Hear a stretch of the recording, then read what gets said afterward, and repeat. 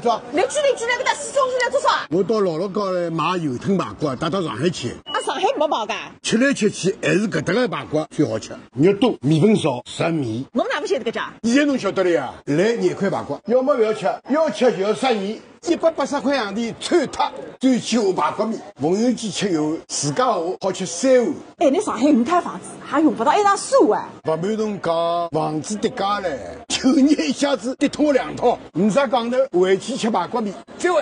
带我来搬只海水哦，48块洋钿抽。